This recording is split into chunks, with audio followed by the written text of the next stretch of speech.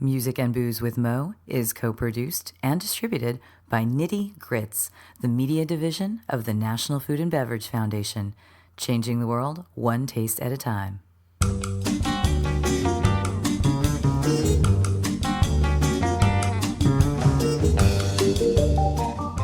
Welcome to Music and Booze with Mo. I'm Mo Herms, and I've worked in the music industry most of my life, so have met some pretty amazing musicians over the years. I also love a good cocktail, and I've encountered some really interesting bartenders as well. It seems that there's a lot of crossover, so when I can, I like to talk to musicians and bartenders about music and booze. Join us at the bar, won't you?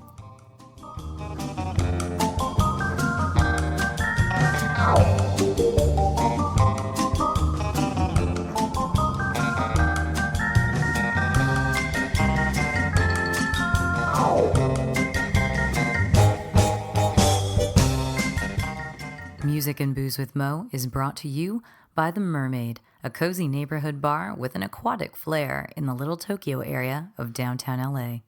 Open 7 days a week, featuring tropical cocktails and snacks, The Mermaid also has a daily happy hour from 5 to 8 p.m. Follow The Mermaid on Instagram at TheMermaidLA to hear about upcoming events and check them out at themermaidla.com. Head to 428 East 2nd Street, Los Angeles, for a drink.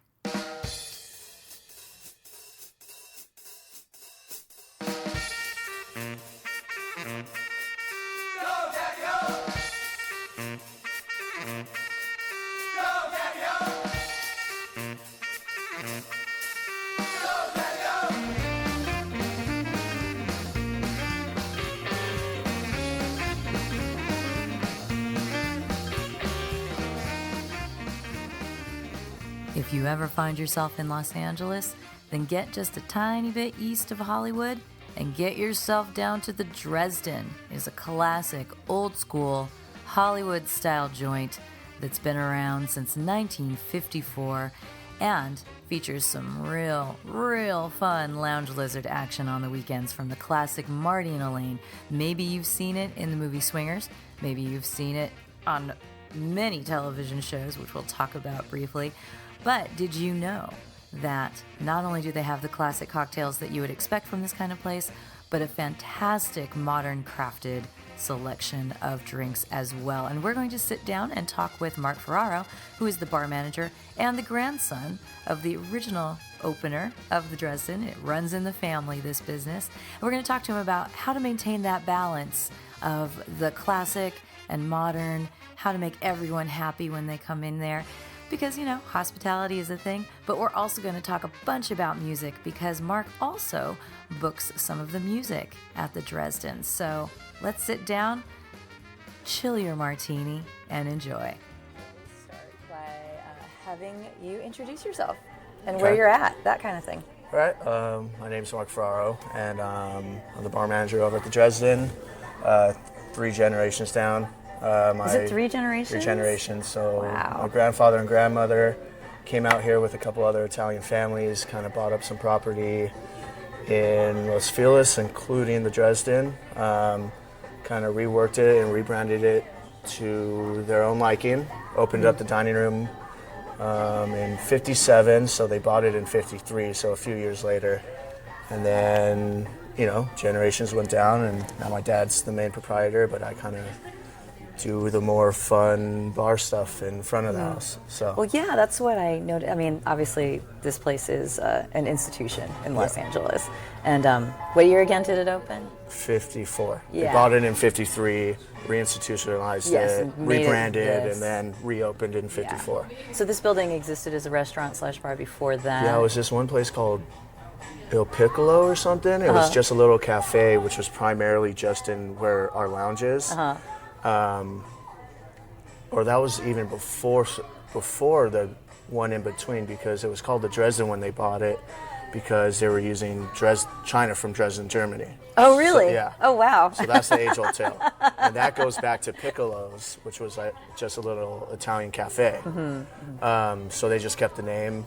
I'm not sure why. My dad's not sure why. And it kind of went from there. Yeah, I guess so. Just wanted to check that real quick. That's a bit of a legacy. And one thing that I love about you being here, I mean, how long have you been working here at the bar? So it'll be 8 years in September. Yeah. September, yeah. So this is, like I said, a legendary place, but it's got that kind of very retro vibe. It's classic Hollywood, you know, Sure. the beautiful steakhouse on one side, this sort of Art Nouveau glass paneling behind the bar, and then of course Marty and Elaine, Of course, Marty and Elaine. who do They're the Rat staples. Packy kind of Yeah. stuff. But I've noticed that you are putting modern twists on at the bar. Sure. You're updating the bar, Yeah. basically. I Obviously, think- you can get your classics, but I think we have updated it. I think we're at a good steady pace with where we're at and where we want to go without trying too hard. For about maybe the last 2 years now, year and a half, we've really set this nice foundation. And that's a bit between, you know, me being enthused about the community and, you know, the industry itself, and then me having a really good bar staff. And, you know, my dad supports me and all the servers here support me too. yeah. So it's a mix of everything, and this is coming from me having no plans to be here whatsoever. Like Yeah. when I went to college, it's like, oh, I'm going to do my own thing, pay my own way. Yeah. I want to be my own sort of Ferraro. Then, you know, I needed a gig my senior year of college. So my dad had me work the door for a little bit. Boring as hell. I'll never do that again. That's not why I became enticed. But then a couple months later, I started bar backing, and even with how bland our bar program was, so to speak, back then, I still saw the magic in the Dresden itself. Yeah. And Yeah. just everyone talking about my grandparents, you know, specifically my grandfather, and how he was just this figure in the Yeah. community. So I kind of wanted to embrace that and re-up the bar program, like what you mentioned before, to match that nice dining room on the other side, and just to get with the times, because I'm a bar goer. Yeah. And I want my Well, you know, place to reflect what all these other main spots are doing. a good bar menu starts with doing the classics right. Sure. You know, and this place is geared towards the classics. Yeah, I mean, when I first started bar backing, we were still muddling a cherry, a huge slice of orange, and a scoop of sugar for our old In fashions. the old fashioned. You know, that was it's such just- the 70s yeah. version, right? Yeah. And we That were always- shaking Manhattans and Yeah. just those little things. And I started bartending at a place in Long Beach called The Attic, and I owe everything to them for where we are now, because Yeah. I started working there. I thought I was some pompous bartender from the Dresden, knew everything, and it blew my my mind away. Yeah, the yeah. owner and the GM still there. They just, you know, they taught me a lot. So I brought it over here slowly but surely. Yeah, yeah. So when you were going to college, what were you thinking you were going to do with your life instead of this? Well, or you're so like, I'm going to college, let me get the degree first. I majored in psychology. Oh, wow. Because That's really handy for a bartender. yeah, it helps a little bit. But yeah, I just really enjoyed the subject, and for some reason I had a strong, fast like mindset that I didn't want to go to college for a major that I didn't enjoy. So I enjoyed it without a real clear path of what to do besides going to school for another 10 hours and Yeah. try and get a PhD. Yeah. Which I'd still be doing that today. So it would have been a nightmare. So I'm glad everything worked out better. And then I took hospitality management as a minor, so that kind of helped, but not really. Not It couldn't whatsoever. hurt. It didn't hurt, but it really, you don't really learn about the industry until you're in it. You know? It's the life experience Yeah. thing that trumps all else. Yeah, exactly. Especially with good mentors from the Attic, like I alluded to. Yeah. Like they put me through like service industry boot camp and like, Well, almost it you felt play like. music too. I used to play guitar for a good like 7 or 8 Yeah. years. So when did you start playing guitar? I think in 7th grade. 7th grade, really? Yeah. And then I got relatively good in high school. And then when I went to college, naturally, with all the distractions and schoolwork, I kind of fell off. But over the last month or so, I've been trying to pick it up again Yeah. because it's a good hobby to have. Yeah. What kind of music were you playing back in the day? Like all Zeppelin, Zeppelin, and a lot of Green Day. So it was like my era, and then everything I listened to from my dad. Yeah, right? You I was know, going to say, yeah. those are kind of classic ones. Like I used to be able to do Stairway to Heaven in its entirety, and now it's Well, now, I mean, one thing that I know about you is you're a huge Gary Clark Jr. fan. yes. So what would you be playing now? I would probably. So I went to guitar lessons, and Yeah.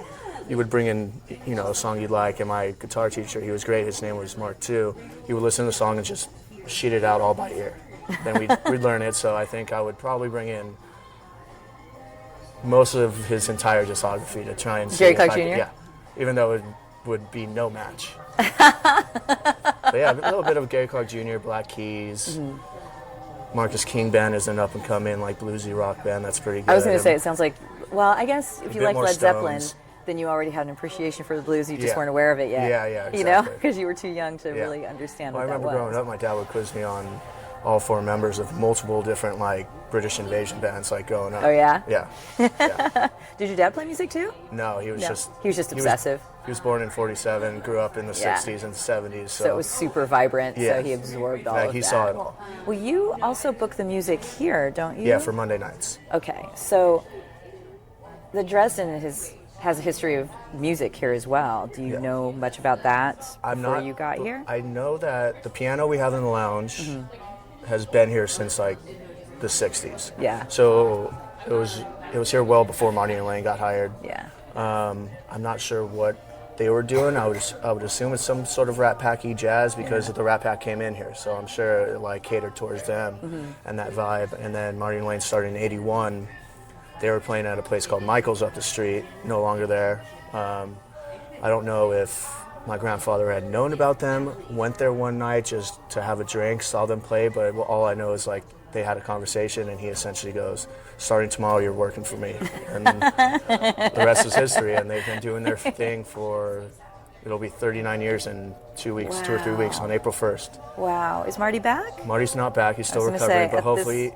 At this recording, Marty came to, or he had a heart attack, I think, He had a heart right? attack, Yeah, but but is recovering.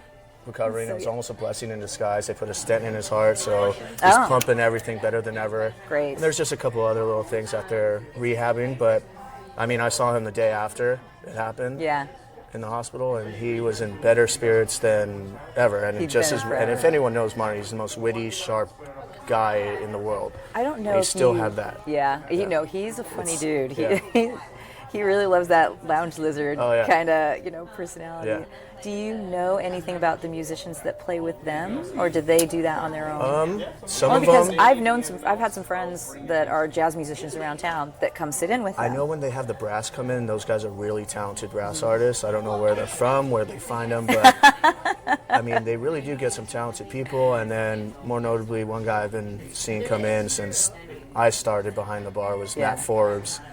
And if anyone comes into Dresden, he's here a few times a week. He's that very Sinatra-esque voice, deep voice, and he's a pretty big up-and-coming pop jazz star. So he uses it. He loves Marty Lane. He loves the place, and he uses that as a little outlet as well. But then you get a couple of the other people that have been coming here since they were in their 20s, singing for open mic, and they still appreciate Marty Lane. They love the place. So it's crazy seeing the different types of clientele that are here, from the old timers that, they're older than Marty and Elaine, that only go to the dining room, to, all the generations that fall behind that. Yeah. So with your booking, what do you bring here when you do your Monday nights? So because I like to keep it quite different from Tuesday through Saturday, which is Marty and Elaine's night, so I strictly don't book jazz, not because I don't appreciate the genre, but because we want something a little bit different for people.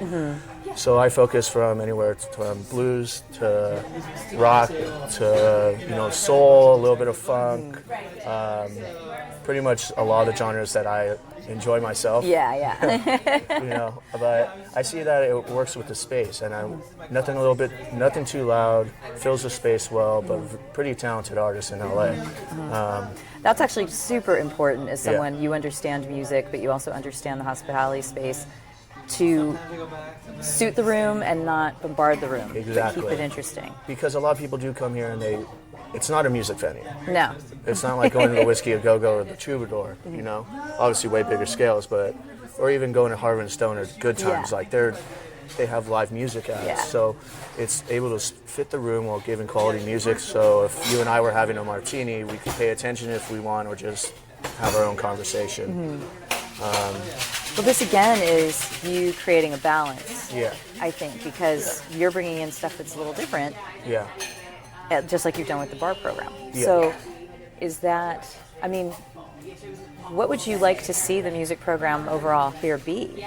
Like, how would you like to see it evolve? I think because you're an avid music fan. Yeah, so to keep the integrity with the bar, like you said, we focused on the classics first, and then I slowly got into craft cocktails and mixology, if you will, and all that. So, but then again, people can have a Jameson and ginger if they don't want to have anything too crafty. So it's a good balance of everything. So I think keeping the integrity of what the lounge is in the like afterwards when Marty and Wayne actually retire, you know, it would be keeping it some sort of jazzy, bluesy lounge act. Do you think they'll ever retire? I don't know. Not until they have to. I know, right? Not until they have to. But, you know, 30... I would say... I mean, they're going on... I would say if they're looking years. for a milestone, 40 is a pretty good year. Yeah, yeah. Because imagine trying to get to 50, that's a whole nother decade. Yeah. You know what I mean? So, I mean, I remember the 35th I was here, and it was nuts. We had lines out both doors, so 40 is going to be pretty big, too. So we'll see. I mean, there's a lot of talented musicians in LA, not to take anything away from Marty and Lane, because they're such a staple, and they bring so much more personality than other piano acts. But, you know, I've been flirting with a couple other ones. Like, I brought in this guy named Julian Villard, who's a New York-based piano bar artist, and he filled the room. It was great. Yeah. He's a very similar act to what Marty and Elaine do, but more like the Billy Joel style. Oh, okay. You know? So it's just a little bit more updated than the crooners. 70s, 80s vibe. And it was great. It was cool to see a different piano act here. And that's not Marty and Elaine, you know, just to see what we can do with the space and what the audience will react to it, right? Who would be a couple some dream artists that you would love to have here that you feel would suit the room and the vibe? You know, there's got to be like some folks. Of course, you want Gary Clark Jr. here. Yeah, of course. We know this. I'm trying to think of piano acts. But it doesn't necessarily have to be Imagine piano. seeing true.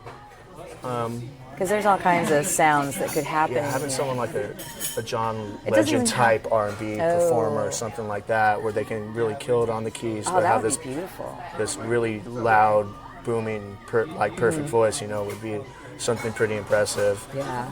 Having a Billy Joel, you know, that wouldn't be too bad either. Like you have to have a little wish list in the back of your mind. I mean, that like, oh, if I ever met this person, it'd be so cool to have them perform in the lounge.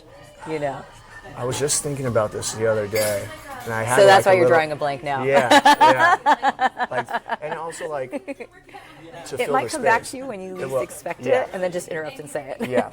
I mean, Kevin Parker from Tame Impala was here the other week just as a spectator, so seeing him be able to do what he can do on the keys would be pretty spectacular. So he was just here hanging out and watching? Yeah. That's kind of amazing. Yeah. And was it on a lane? It was on a Monday night randomly at like 11 p.m. So it was an off night, because he's performing at the Forum tonight and last night. So I remember Seth MacFarlane got up there and sang with Marty and Lane. Oh, wow. He's the creator kind of fun. of Family Guy. Yeah, that was cool. Well, he has his own jazz album, I think. Is my own way, dear, you're the sail in my love boat. You're the captain and crew. You will always be my necessity. I'd be lost without you.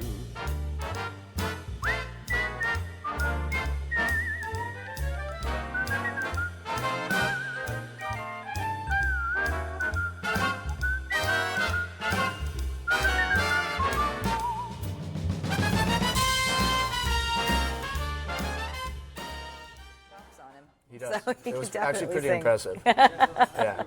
It's like I want to hate him, but I can't. Yeah, because he's super talented and smarmy, and it works. I was pretty shocked. Yeah. But yeah, there's a varying degree of different people, and it would be really like what would fit the space. Yeah. You know, even if someone that I love, like Gary Clark Jr. with his quality of music, he's so booming and loud, it might not fit the space unless it was like an acoustic act. So, yeah. You'll think of him. You'll think of more stuff. Well, because this is the Dresden, and this has been a part of your entire life and your family's life for decades. There are so many stories, I'm sure, about this place. I am in view of the Swingers poster, and it cracks me up that you guys have that hanging up here. I mean, because I feel like this place has transcended that, but I realize that put it on the map for a whole new generation of people. Of course, and that generation of people are still really big bar goers, and they love this new resurgence in the bar culture. I think that transcends to the classics, to the tiki culture, and a lot of things like that. That's true. That's got to be the Swingers era. But I had a patron in Monday night. Yeah, Monday night. He just came in here. I forgot where he was visiting, but he was fanboying over the fact that I was the bar from Swingers. So they still do it. This movie came out in '96. Yeah, I was going to say, how old were you when this movie came out? I was 6 years old. Yeah, I was going to say, you must have been really, really young. My dad wasn't yet working here yet. Mm-hmm. So it was your remember grandfather. after it blew up, he stopped, he wasn't home on weekends, and I thought it was so weird. So my grandfather asked him to come help out, him and my uncle, who's the older brother in the family. So yeah, he had to start working here because Swingers just blew it up like no other.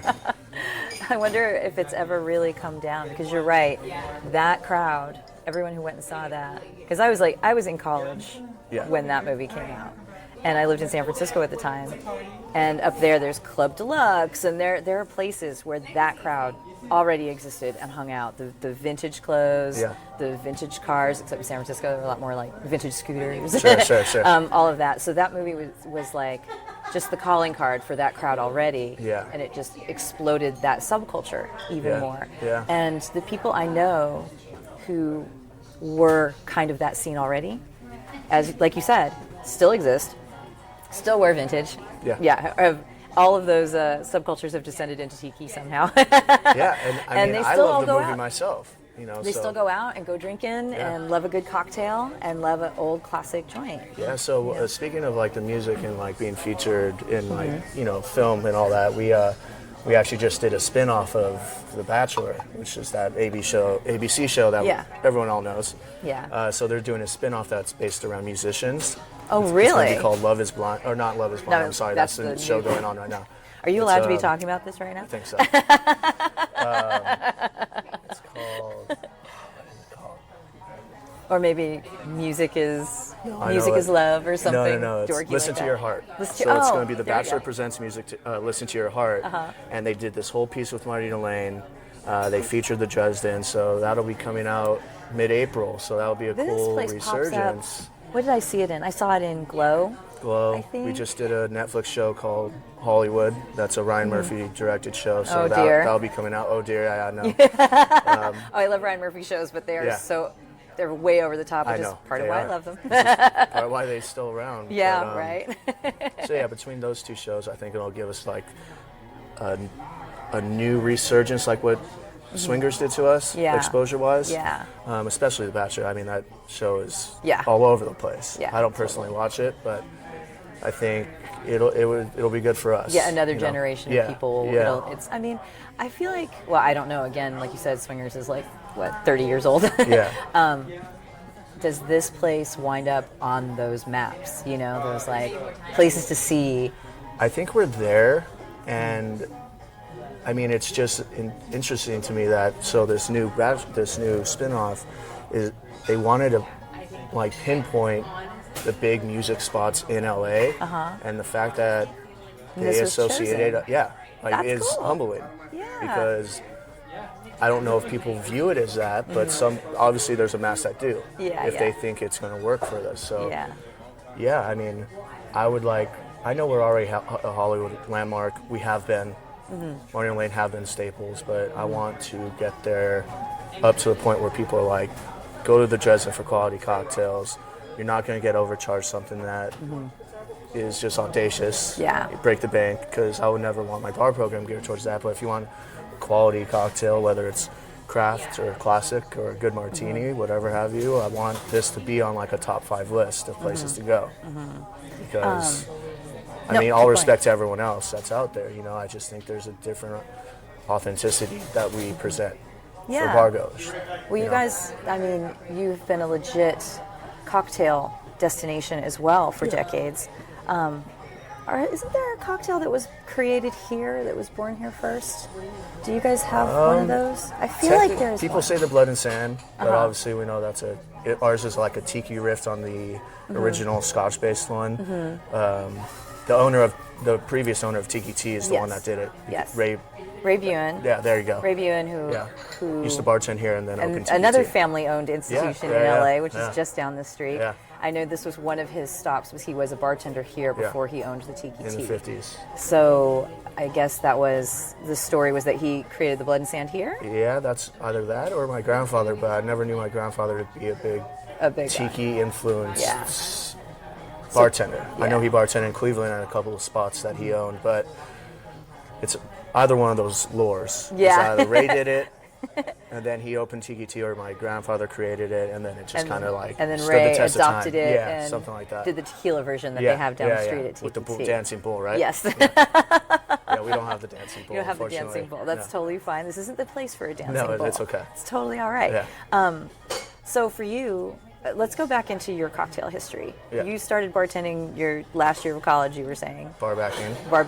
And and this is when all the old school bartenders were still here. So I was a you were doing that young here. pup. I was a 21, 22, freshly 22-year-old. yeah. And why did you start doing that? My dad asked me to. Okay. I'm like, sure, why not? And one of the bar backs You left. needed extra help. And a Friday, Saturday position opened up, and I think a lot of it was Marty's influence. He's like, you should get your kid involved, even if he doesn't think he wants to be. Really? So I owe a lot to Aw, Marty. wow. He still brings it up to this day. He'll sarcastically be like, I'm sorry for getting you in here, type of thing. Sarcastically, no like life. Marty is. Yeah, exactly. You're stuck in the family I'm sorry. business. I thought it was a good idea at first, but and so just started bar backing and learned some good things from the old school bartenders. But the bar was very much almost like dive bar kind of bartending before. Yeah. It was just a lot of highballs, turn and burn, stuff like that. Yeah. The quality craft wasn't quite there yet. And so then did you remain here while you were also working in Long Beach? So when did you start working in Long Beach too? When did you start two-timing the home bar? I think 2.5 years in. And you were living down in Long Beach, I was living right? down in Long Beach. I went to college down there. And so did you start doing that just because you're like, okay, I just can needed get into the another bartending job. thing? I was getting out of college. I only had 3 shifts here, one bartending shift, 2 bar back shifts on the weekends. So then I picked up the other gig. And I also told myself, if I'm going to be serious about the Dresden, taking over one day, knock on wood, and all that good stuff, I would have to get other service industry experience. Because if I were to learn everything from whoever the bartenders were here at that time or my father about the Dresden itself, it would be very much tunnel vision. Yeah. Because nothing had changed to that point since '54. You know what I mean? So I told myself I'd want to get another bar gig, and I got probably the best restaurant bar gig I could have, because when they hired me on as an extra hand because they were reopening a new bar within the restaurant. So they completely shifted everything. They brought in good people to mentor us and really taught us like everything from the bar book, Death & Co., PDT, all that stuff. They really made it like homework for us and wanted us to feel like we were going to be the next best thing in Long Beach. So you basically got thrown into craft cocktail training when craft cocktail was like coming up like that. Yeah, so and it really opened my eyes to flavor pairing, to like ratios and classic cocktails and riffs on classic cocktails and how to make them your own. And I did three days there, including Sunday brunch shift with customizable Bloody Marys, which I will never do if I ever open my own bar. I went through that hell and again, and I would never put that on someone. But I love Steven Yano, the owner of the Attic and the GM, but it was pretty ruthless. That's but one thing that you're like, that's one thing I won't take that I from you. focus on the craft stuff, but so And how many it years opened my did you mind. spend there? It blew my mind up, and I was like, I can do this here. And a couple of the older bartenders either quit or had to leave or whatever have you, and I started bringing on people I trusted in, and 3 of them had clean slates, never had bartended or bar back before, and I taught them my way. Not saying I'm some genius, but I know what works for this bar, and they embraced it and they learned and they went through the growing pains with me too, and we're at a good spot now. So it was cool to see the growth from not even having mint here or fresh citrus to doing what we're doing now. Yeah, so totally. it's fun and exciting. And it was a very long 4 years of growing pains. Yeah. You I'm sure that must have been really exciting to come here and modernize. Yeah. And in a way. Find out what works and what doesn't work. It was like problem solving in an established bar and seeing what worked, what didn't work. Like from introducing basic things like cheater bottles, and learning what prep is necessary for making the bar run till 2 a.m. Yeah, and how also restaffing, well, not necessarily restaffing, you were saying you were able to bring people in. Slowly but surely. So you're bringing in people and also teaching them that balance of, we're a classic place. You have to know how to make the perfect martini and the perfect old fashioned. Do they get to play with the menu as well? I always I always suggest when I'm ready for a new seasonal menu, like, hey, shoot me some ideas, figure some R&D your own, whatever you like. I want you guys to be involved, and they do shoot me ideas. They do R&D, and then if anything, I'll just fine tune it at the end. Yeah. The cocktail menu is much so my own in a lot of ways, but I invite them to throw whatever they can at me because I feel like that's what keeps these things a community and a bar team and all that good stuff, But again, they trust me to do it my own, and then they'll fine tune if this needs a little bit more lime or more sweet or whatever have you. They'll help me out, and they're all very supportive of me and everything they're doing. And I noticed too, the last time I ate here, which I think it wasn't too long ago, that you guys have a couple non-alcoholic options now, which is cool. I mean, I think that's something great that we've of course been seeing all over the industry. Yeah. And in a place like this, it's easy for people to order soda or sparkling water or whatever because it's a proper restaurant. We suggest that, customers honor our 2-drink minimum at the table for weekends, 1 drink during the week, because we do have live entertainment. We don't cover door charge, but we do expect people to help participate in the business itself. So we introduced that non-alcoholic menu maybe a year and a half, 2 years ago, just so people can have a quality option besides a Coke or a Diet or a Sprite. So that's been doing well too. And like you said, it's been kind of a booming thing all over LA for sure. I think, if you've gone through the trouble to create fun syrups and have the fresh juice back there and all of that, then it's not too much of a bother to create a spirit-free. Yeah, and I made it as simple as possible too, so it's not too rough on the bar team. Yeah. But it's simple enough to where if you want to order a second drink but you don't want an alcoholic drink, you're like, oh, this sounds good, strawberry basil, lemon with soda water. You know what I mean? That's that's recognizable flavors, Yep. So what are some things that you've brought in here that you're really proud of? Maybe some cocktails that you've created while you've been here. I noticed that now you guys will have more kind of sponsorship nights. You'll bring in brands and do a little bit of maybe education for not really education, but they're here. So you've made a special cocktail list out of that. I have great relationships with different brands because they reached out to us and they saw that we were doing great things. Like the people from Plymouth, Redemption,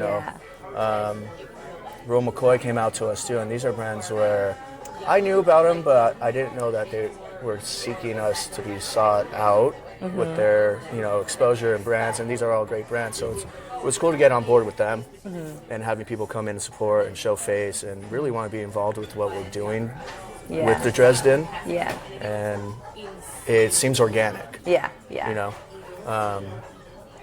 And then cocktail-wise, you've got to have some winners you're especially proud of. I think my first one that when I was first getting into craft and mixology, we called it El General, and this is before mezcal boomed. Yeah. So it's Ilegal Reposado, Campari, Dry Curacao, and orange bitters with an expressed orange peel. So if you're a fan of Negronis and El Presidente, it's very much a bar goer cocktail because of that smoky, bitter aspect, but it's so well balanced. And when I created it, I was just like, I was kind of surprised at myself because it was only like the second time playing with the specs. I'm like, oh, we're good to go. So that's one. Have you ever named any of your drinks after kind of music-related stuff? Have you done? Because you are a music nerd. We had we had 2 cocktails on our spring and summer seasonal, which I was a big fan of. We had one, Feeling Good, the Nina Simone song has been covered all over the place, which is Plymouth Gin, a strawberry cordial, yellow chartreuse, some basil with a lemon express. Very nice and spirit forward, but drank like it was a sour. Yeah. And then same menu, we had a Kind of Blue, classic album. So keeping the jazz. Yeah, keeping the jazz. That was Nat Kidder vodka, locally distilled in downtown LA. Great people. Some muddled strawberries. Blueberries, hence the name. The blue. Limoncello, Lillet Rosé. Oh, nice. A little bit of citrus, topped with champagne. So very spritzy. Ooh. If it was a rooftop bar, it would have outshined any old-fashioned sales. So those are 2 like music nods that I can notably that you can remember. think of at the top of your head, Yeah. but I'm sure it comes up. Not named by me though, because I'm terrible at naming my cocktails unless it's a silly pun. But my bar team helps me with naming my drinks as well. So. Well, something that comes up in these conversations is likening a bar team to a band. Yeah. In that era of cooperation and creativity. Sure. And since you have, were you ever in a band back in the day? No. You just played on your own? We always talked about it, but it was always just me playing in my room. So I think it's obviously really important to have a good working bar team too. You're only as good as your team, right? Yeah, totally. And when we were first growing up, and as you would say, and we were very novel and young and building where we are now, I was pretty hard on them because the people at the attic were hard on me. Like, if you're not doing anything, polish a bottle, or little things like that. And I learned the hard way because I got demoted from the good shifts that they thought I deserved to opening morning shifts at 7 a.m. And I was just like, and so it humbled me down your very own Bloody fast. Mary bars. So it humbled me down very quick, and I expect my bar team to have the same tenacity as I do for this industry. And if it's not at that level, they at least respect the Dresden enough and what we have here and the magic of the place to pull their own and to support all each other. Because we've seen it. If someone misses a couple things during that opening prep shift, the entire night shift is screwed. Oh, yeah. So we all know it's a team and we all get along great, and I've gotten lucky with a lot of the people we've hired. So awesome. All good I think people people tend to stick around here for a while. Yeah. So we well, have it's a couple, a family place. Yeah, so we have a got couple the new family hires, but other than that, everyone's been here going on. So I'm 8 years. My first hire is going on 5 or 6 now, maybe. Oh my God. and then 2 or 3 others are like 3 or 4. A couple years. So we've all grown up together through the trials and tribulations of trying to modernize this very old school bar with, due but diligence. maintain its integrity, its historical integrity. Yeah. So that's probably a good place to leave it, you know, because you have a vision for this place, but it seems to be very heartfelt. Yeah. You know, and I love that you've updated in this way, because I appreciate vintage. I love classic places. But I also love a good cocktail. Yeah. And anytime I come here, I always get a good cocktail. Always. And I almost feel like it's kind of a secret in LA, even though this is so on the map. I don't know that a lot of people are aware of how great the bar program is here. Yeah, I think people are catching on to it. Yeah.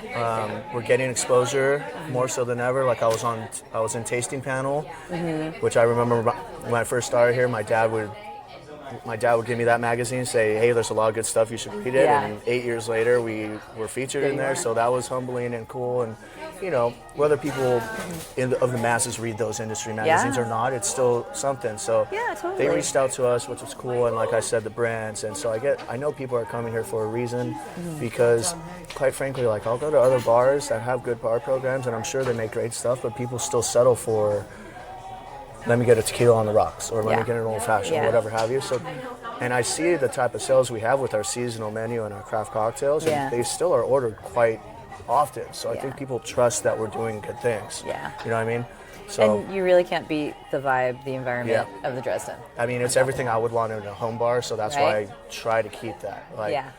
I live 3 blocks up the street, and if I didn't work here or have anything to do with it, I would be here three times a week just hanging out. Just like you guys have a lot of regulars who do that too. Yeah, totally. Well, before we sign off, I do have to ask you what your favorite Gary Clark Jr. song is.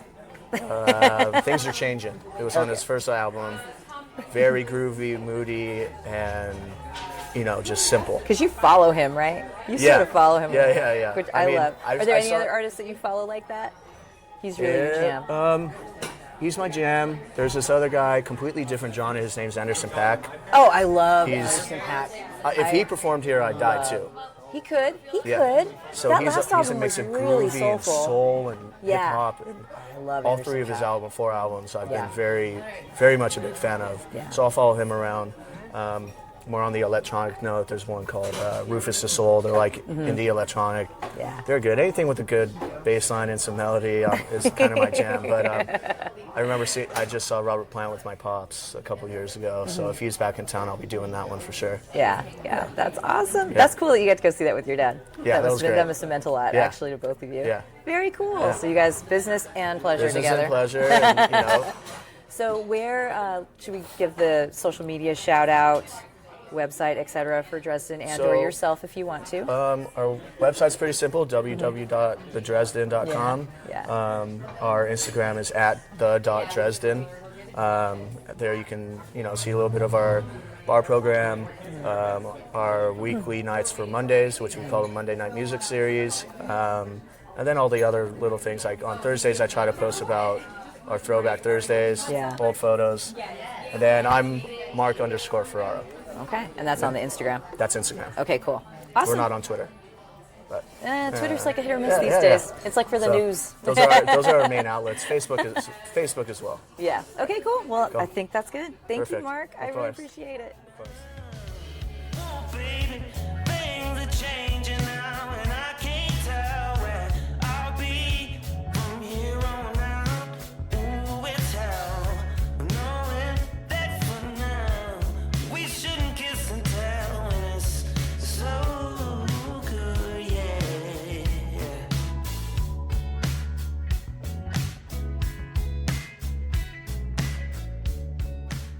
Thank you so much, Mark Ferraro and the Dresden and the Ferraro clan for running such a wonderful, classy yet modern establishment. I highly recommend it if you're ever in the neighborhood. It's such a great stop. I think it's a necessary stop if you're visiting Los Angeles.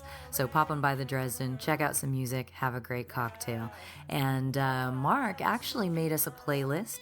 You can find that if you head on over to the Moherms Facebook page, or if you're looking at the Podomatic podcast page, you can see a link to my Spotify where I have Mark's playlist, which is pretty cool. Pretty cool. So make sure you tune into that as well. Music and Booze with Mo is brought to you by Barkeeper, a head shop for cocktail lovers, located at 614 North Hoover Street in Silver Lake, Los Angeles.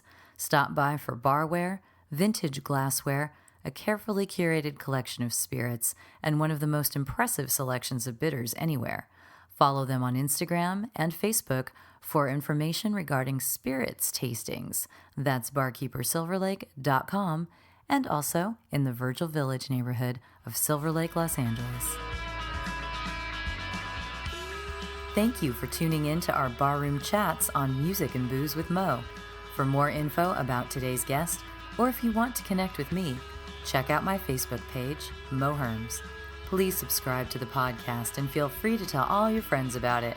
While you're there, give the show a rating and a review. It really helps to get the word out.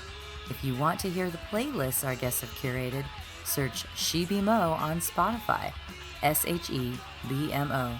Find pictures of the interviewees and the cool stuff they create on the Music and Booze with Mo Instagram account. Lower your expectations and join us at the bar. Till next time, cheers.